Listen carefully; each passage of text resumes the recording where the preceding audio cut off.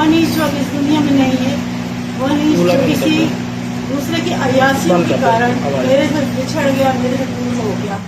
आज 2 साल होने को आ गए हैं और अभी भी उसे न्याय नहीं मिला है और उसके गुनाहगारों को आज़ादी मिल गई और वो अपने ऐशो आराम के साथ आज वो पार्टी मना रहे हैं और लोगों को पैसे की माला पहना के लोगों को ये जताने की कोशिश कर रहे हैं कि कानून को हम अपने जेब में रखते हैं और पैसों के बल पे कुछ भी कर सकते हैं, कानून को भी खरीद सकते हैं। मुझे न्यायपालिका से मुझे ये कहना है कि उस पर थोड़ा सा ध्यान दीजिए और उसकी जमानत रद्द किया जाए। लाज ना लज्जा त्या अगरवालला एवढं नालायक आहे ना तर अगरवाल फॅमिली पोरुष प्रकरण पुण्यातील कोरेगाव पार्क जामीन झाल्या पोराचं नोटांची माळा घालून आनंदोत्सव साजरा करतात आणि मुंबई से आया मेरा दोस्त को सलाम करो। अरे सलाम ना तुझ्या गांडीवर फटक्या द्यायला पाहिजे। हां तुझा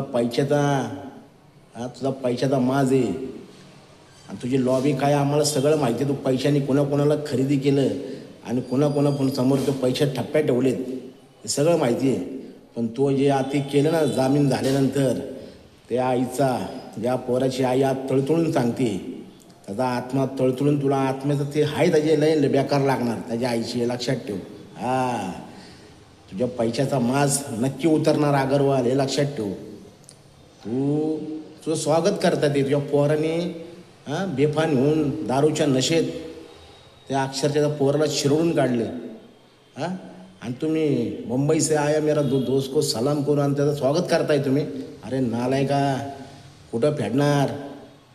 हां अमृत वरदान घेऊन ना आलाय तू, तुला पण मरायचं एक दिवस, कसा मरशील हे विचार कर तू।